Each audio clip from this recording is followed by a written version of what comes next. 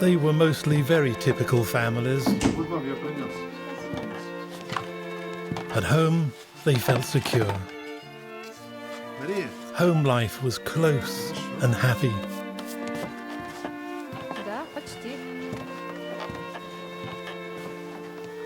He knew that they were being watched, but nothing could have prepared them fully for the events of that night.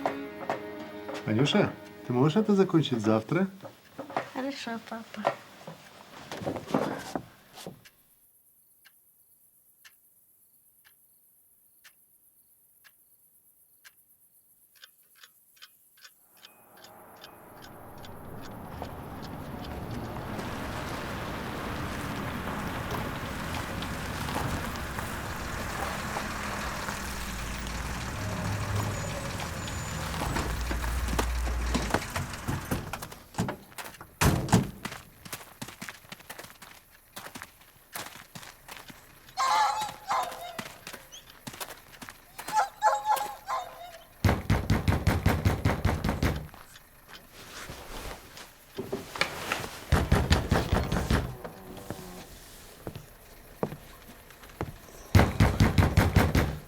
Кто там? Проверка документов. Открывайте дверь.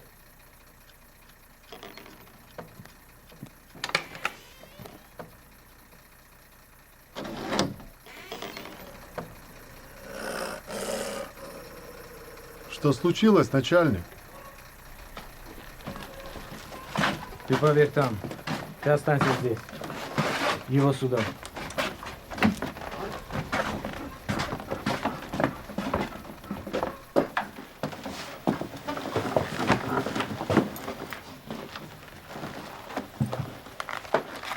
Садитесь.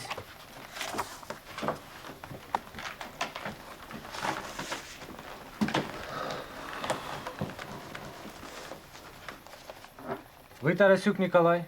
Да.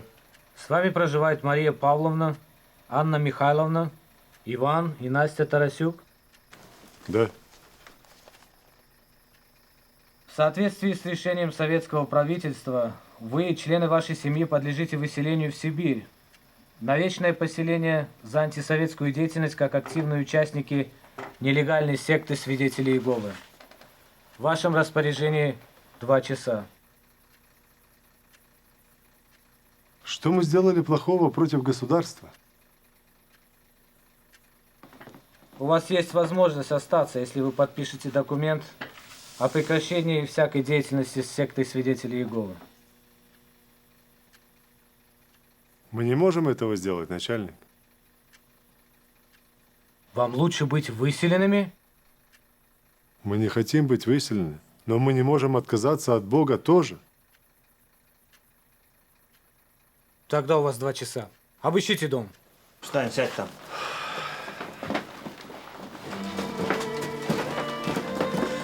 Иегова позаботится о нас. Не волнуйтесь. Иегова будет с нами. On 3 nights in April 1951, this scene was played out again and again throughout the Western Soviet Union. Thousands of Christian families, men, women and children, were loaded into boxcars and exiled to Siberia. This mass deportation marked a critical moment in a decades-long ideological attack on Jehovah's Witnesses, an attack that put their faith under trial.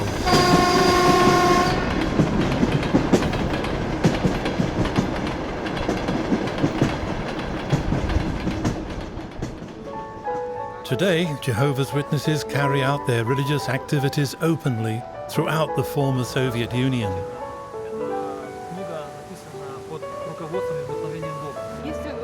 They preach freely, but it was not always so. They now hold large religious conventions. For much of the 20th century, however, the mighty Soviet government was bent on stamping out their organization. Why? How have the Witnesses survived and prospered in former Soviet lands? To answer these questions, we need to take a brief look at the Witnesses and their history. The Witnesses derive their name from the biblical name of God, Jehovah. By the late 19th century, Jehovah's Witnesses were already present in Russia. In 1913, imperial authorities recognized the organization of Jehovah's Witnesses, authorizing them to publish literature and to conduct missionary activity inside the borders of the Russian Empire. However, even with such official authorization, the religious climate of the time was not favorable for such missionary work.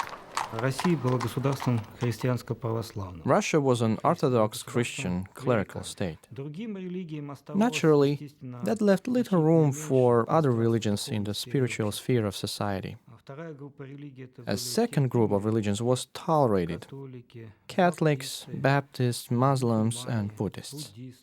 There was also a third group, the intolerable religions. They included practically any other religion. They were persecuted, spied on, and in general ruled by the authority of the police.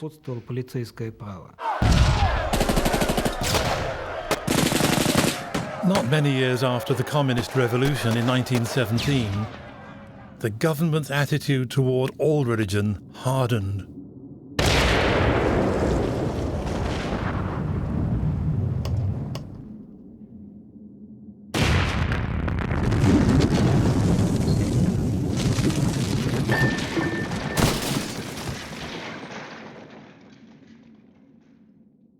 By 1940, the Soviet Union had expanded to include Western Ukraine, the Baltic countries and Moldavia, territories where many Jehovah's Witnesses lived. With this expansion, the Soviet Union suddenly acquired thousands more witness families. Then came World War II.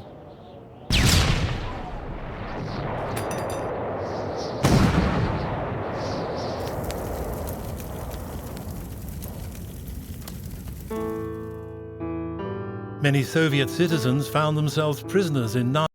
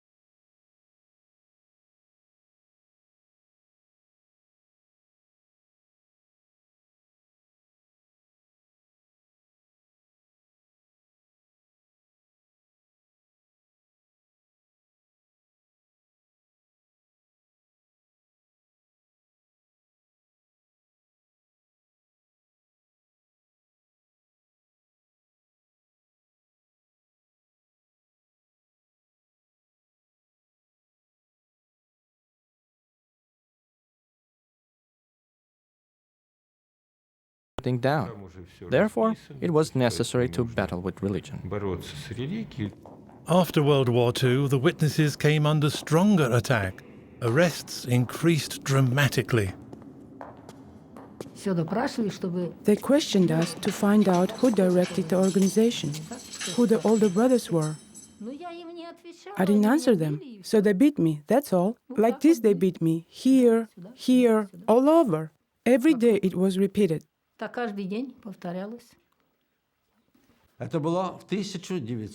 It was 1947, and I was 19 years old. I and another witness were sent to the far north, to the Kayski region. We were sentenced to 5 years imprisonment. It was truly awful at that time in the labor camps. There was anarchy, hunger, cold. When they arrested me in 1950, I was already 5 months pregnant. So my little son was born in prison on August 13th. Security police documents show that from 1947 through 1950, 1,048 witnesses were arrested. Jehovah's Witnesses were in one of the worst positions in Ukraine and in the Soviet Union as a whole. Pressure against the Orthodox Church or any other religious organization varied. But I think that the pressure on Jehovah's Witnesses was much more constant. But the arrests did not stop the witnesses as the authorities had hoped. They saw that arrests were not enough. They didn't arrest old ones and children. Even the children preached. So they decided to find a kind of punishment that would totally isolate Jehovah's Witnesses from society. On February 19, 1951, the head of the security police, Abakumov, presented a secret plan to Stalin. All of Jehovah's Witnesses, including infants and pregnant women, would be exiled. The plan was codenamed Operation North. Stalin approved it. Sometime in the morning at about 5 o'clock, the military men came to us, armed with machine guns and with guard dogs, and they presented documents to my parents, to my father, that stated that our family, as members of the Organization of Jehovah's Witnesses, was to be exiled to Siberia. They confiscated our Bible, the last Bible we had. I was worried and asked, "Mama, are we the only ones they are taking away?" Mother said, "I don't know." Hundreds of witness families were trucked to train stations throughout the western regions. The trucks came in with their load. Here is where they came in. But the freight cars were over there. The first and second trucks drove to a freight car. One of our sisters was pregnant, and the officer insulted her. He called her names, laughed at her. And that is how it continued. As they filled the boxcars, they closed the doors. And again, and again. The witnesses were torn from homes and farms that had belonged to parents and grandparents for generations. They were leaving rich fields and orchards for the harsh isolation of Siberia. It was a difficult time for my parents. Siberia at that time was really a scary place, and there were many problems.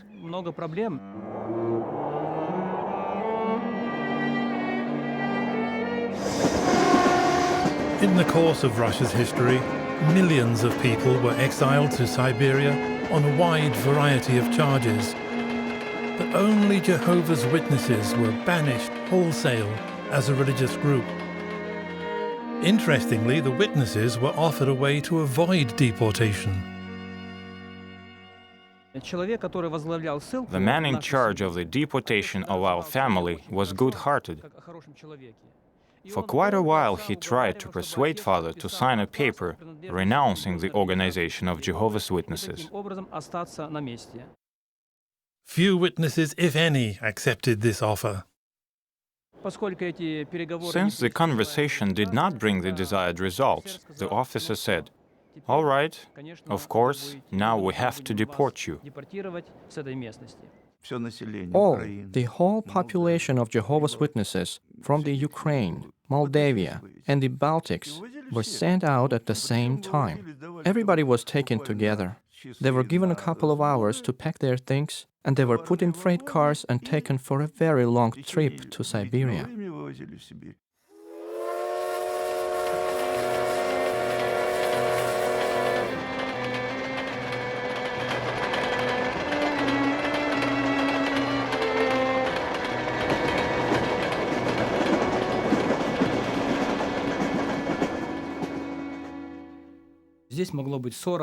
There could be more than 40 people in here. Here was a stove on which we tried to cook. For half of the trip, they didn't feed us anything at all. We shared. Maybe something could be warmed up. The brothers set up a toilet this way. There was a hole in the corner. They inserted a bucket, and that was all the comfort one could have in these conditions. For 20 days, the trains made their way thousands of miles through mountains and prairies, day after day, night after night. But in spite of all of this, our brothers and sisters maintained good spirits. They encouraged one another. Well, you can't say that there were constantly smiles on our faces, but there wasn't any fear. The witnesses' strong spirit not only enabled them to encourage one another, but also surprised their captors. They were always amazed that we sang songs. They would say, "Why are you so calm? Who are you? Are they taking you to a health resort?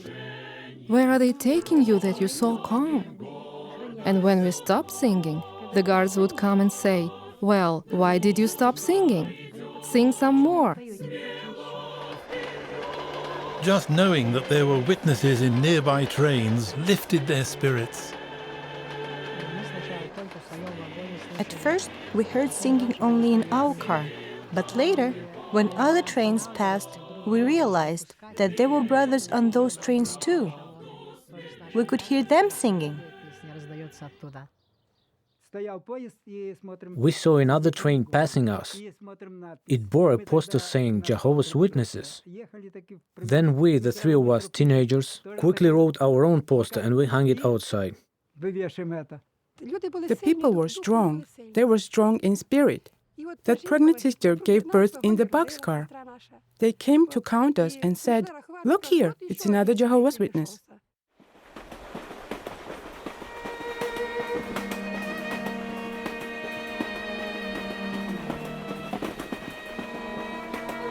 The long trip from the western regions would eventually come to an end. Once in Siberia, the witnesses were dropped off at settlements along the rail lines. Here they were told that they would spend the rest of their lives. Local authorities were to provide them with housing, but in no case was it adequate. At first, we had to live in tents. There my first son caught a cold, then got meningitis. Finally, he died. A year later, another son was born. But my wife had trouble during birth. She needed surgery immediately. They did the surgery, but something went wrong. She suffered for a year, then she died. Eventually, they took us to a place that had been a prison. It was terrible, filled with bugs and roaches. In Ukraine, we had never seen bed bugs or roaches. The majority of the witnesses, men and women as young as 15, were forced to cut trees for scant wages.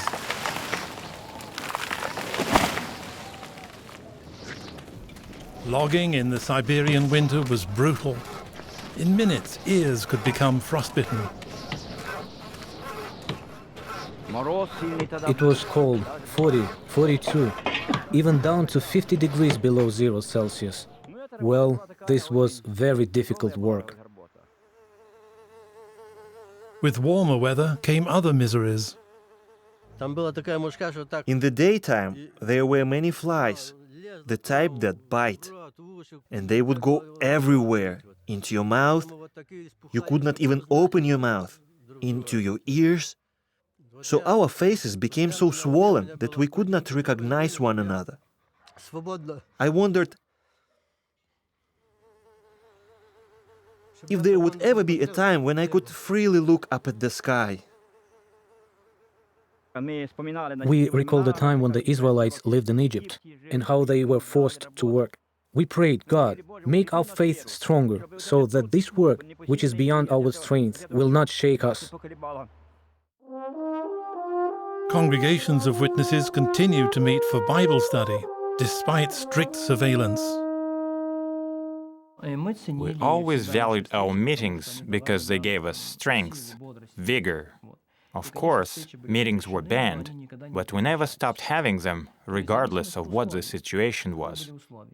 Under extremely strict conditions, 5 or 7 people would meet together at night or at 6 o'clock in the morning. Interestingly, there was one dog in the village, and he knew everyone there and only barked at strangers. So when the police commandant appeared at the very edge of the village, the dog began to bark, and we knew to hide everything. Stalin's death in 1953 brought hope of relief. But relief would be a long time in coming. The new regime went on in the same course. They arrested and sentenced us. Some they gave 15 years, me 12, others 10. Most arrested witnesses were sentenced to labor camps. There they lost the limited freedom they had known in deportation. In court they could not expect a fair trial. Guilty verdicts had already been decided upon. 10-year sentences were handed down without any basis. The clerks would come out in tears because they saw the injustice, but could do nothing about it. For us, this was touching. The security police had already given orders. The court didn't even examine the case. The labor camp system was referred to as the main administration of camps, abbreviated in Russian as Gulag.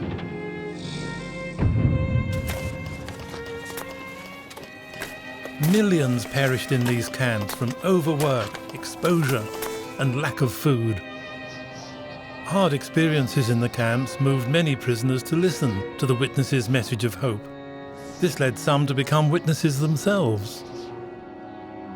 Fyodor Stepanov was one such person. He experienced the hunger and cold. Daily he saw dead bodies being removed from the camp.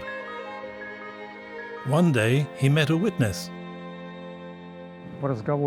I said in the conversation, faith has existed for so long, but it hasn't helped anybody. There is no right faith. But he said, there is such a faith, there is such a truth. And then he told me what is in the Bible.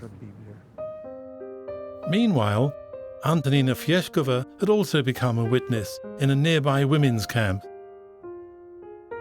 One day she was asked to pick up some underground literature from a witness coming from the men's camp. She only knew that his name was Fyodor. My heart started pounding, and I thought, what a nice young man he is.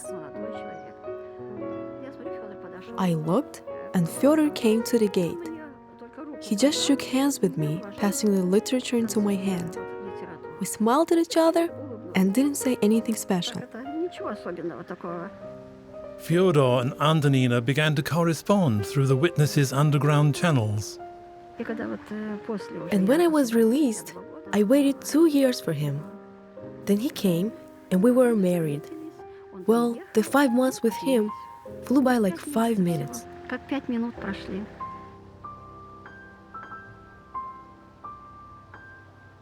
Then Fyodor was again incarcerated for possessing witness literature. As is evident in anti-witness propaganda films, the officially atheistic authorities put forth a special effort to suppress the witnesses' Bible literature. Many had been arrested for distributing such literature, which was falsely labeled political in nature. People lived here, and they were citizens of this country, but they did not really have the opportunity to freely express their own religious opinions. They could not freely satisfy their own religious needs. Therefore, in this sense, they lived in an internal foreign country. Jehovah's Witnesses also shared this fate.